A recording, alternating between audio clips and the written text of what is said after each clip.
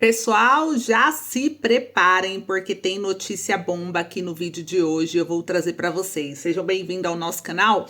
Hoje trazemos aqui informações que estão movimentando o cenário político nacional e internacional. O ministro do Supremo Tribunal Federal, Alexandre de Moraes, ele foi duramente atingido em meio a novos desdobramentos que colocam sua atuação em provas. Vamos analisar todos os detalhes, entender o impacto desse episódio no judiciário e na política brasileira. Enquanto isso, um fato inesperado surpreende a todos. Até setores da esquerda começam a admitir a inocência do Jair Bolsonaro em diversas alegações que discutiram nos últimos anos. O cenário político se transforma rapidamente e as mudanças de postura de alguns opositores do ex-presidente podem indicar um novo cenário para os debates no Brasil. No exterior, Donald Trump comemora a ascensão da direita em diversas partes do mundo, fortalecendo também sua estratégia para as eleições dos Estados Unidos. Então já deixa seu like, se inscreva aí no canal, compartilhe esse vídeo para que mais pessoas fiquem por dentro dos acontecimentos mais importantes da política. E vamos direto aqui aos fatos. Eu já vou abrir a primeira matéria, né? Porque o Brasil, gente, ele enfrenta aí tempos sombrios sobre a gestão de Luiz Inácio Lula da Silva, a gestão da esquerda. E a queda vertiginosa de sua popularidade reflete a insatisfação crescente da população com um governo que, ao invés de promover crescimento e estabilidade, está levando o país ao caos. A economia patina, o desemprego continua alto, a corrupção segue sem punição. Enquanto isso, Lula insiste em discursos vazios, tentando manipular a opinião pública com promessas que jamais se concretizarão, né? A pergunta que fica é: o que o governo faz de pior na sua opinião? Qual que é a pior parte do governo Lula para você? Comenta aí para mim, porque mesmo diante do desastre administrativo, há quem ainda defenda esse governo.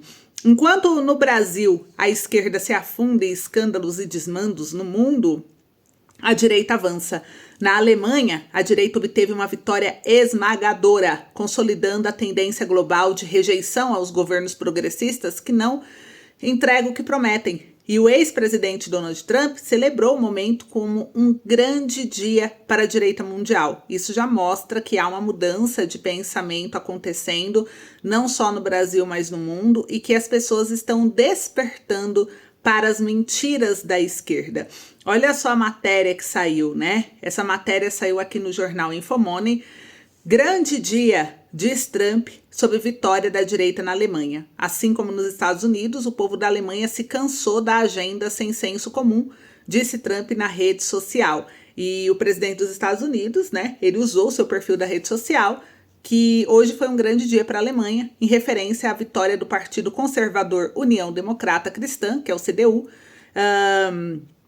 e liderado aqui por Friedrich, eu acho que é Friedrich o nome. Ele conquistou 29% dos votos na eleição no domingo, segundo a agência de notícias, garantindo a primeira posição. Então, o partido da ultradireita, a Alternativa para a Alemanha, ficou em segundo lugar, com 19,5%, enquanto o Partido Social Democrata, que é centro-esquerda e liderado, né, pelo premier Olaf, terminou em terceiro com 16%. E assim como nos Estados Unidos, o povo da Alemanha se cansou da agenda sem senso comum, especialmente em relação à energia e à imigração que prevaleceu por tantos anos, escreveu.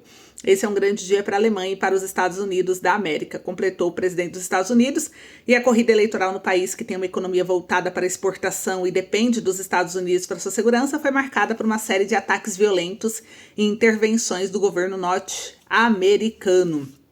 Então a gente vai aí acompanhar, mas vocês já viram a situação, né? Já deu para sentir um pouquinho aí o que aconteceu, né?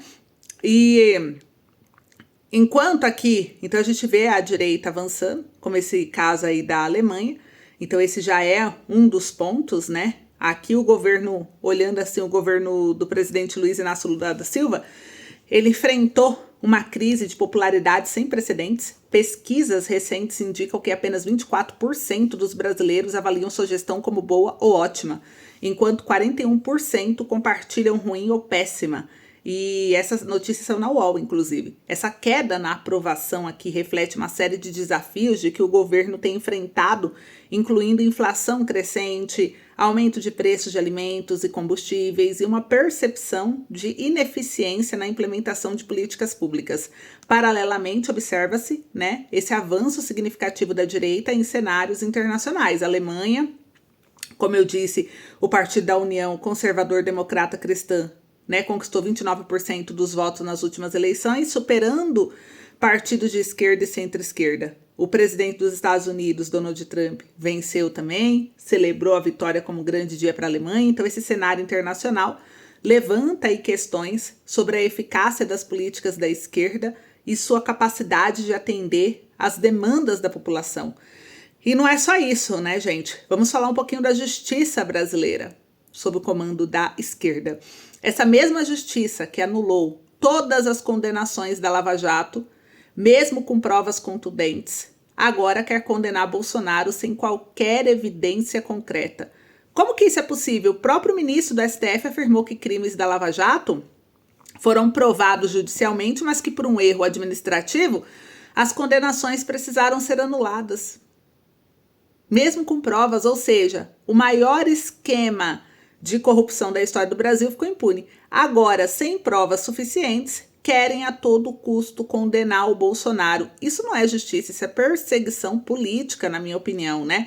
Até o PCO, gente, que é o Partido da Causa Operária, um partido de extrema esquerda, reconhece que as denúncias contra Bolsonaro não provam nada. Se até um partido alinhado ao governo fez esse reconhecimento, como pode a grande mídia, o judiciário insistir nessa narrativa? O que está por trás dessa obsessão em incriminar Bolsonaro? Eu vou mostrar aqui para vocês, né? No Brasil, a atuação do Supremo Tribunal Federal, que é o STF, tem sido motivo de debate.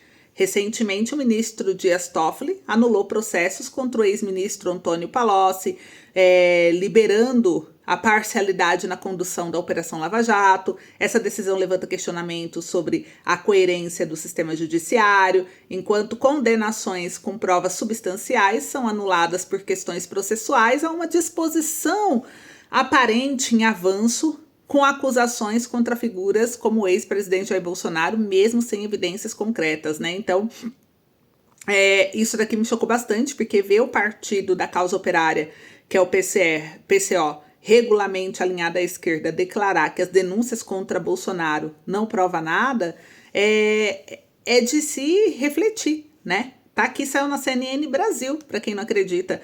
Denúncia contra Bolsonaro não prova nada, diz PCO. Então a legenda acredita que não houve absolutamente nada que pudesse ser considerado um golpe de Estado no Brasil.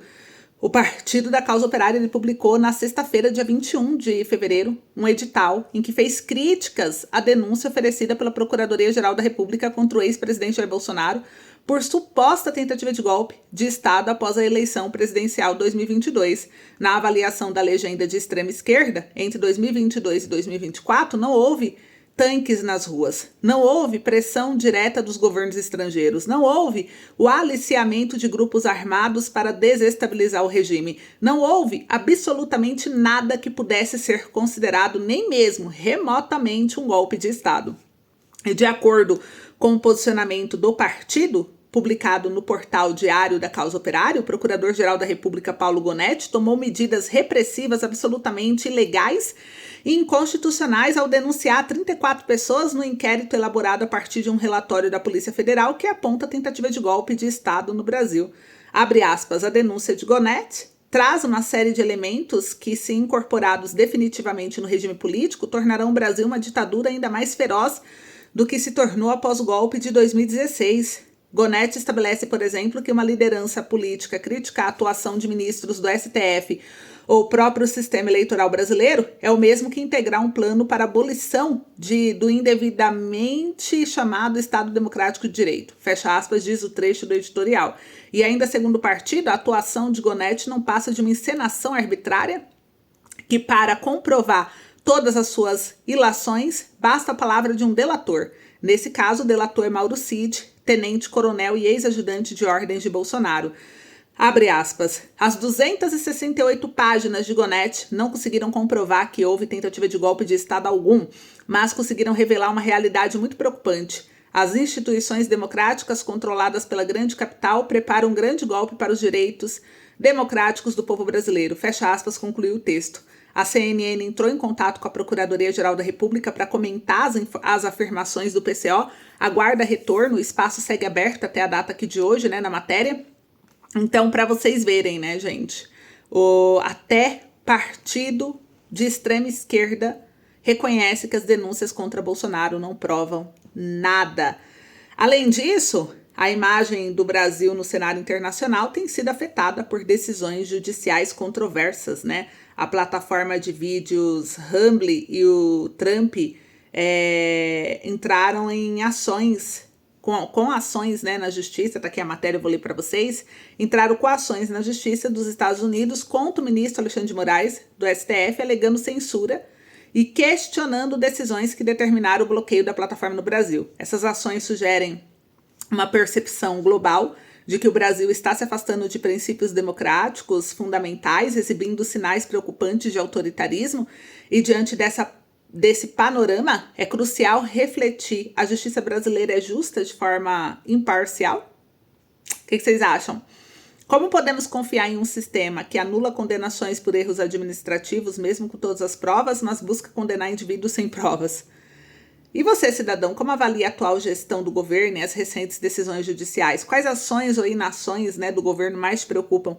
Comenta aí para mim, porque como o Brasil pode ser chamado de democrático quando um único ministro do STF age como se fosse dono da verdade, censurando, perseguindo, tentando silenciar qualquer voz que se opõe ao sistema. A visão global sobre ele é clara. Não há democracia onde um juiz tem mais poder que a própria Constituição.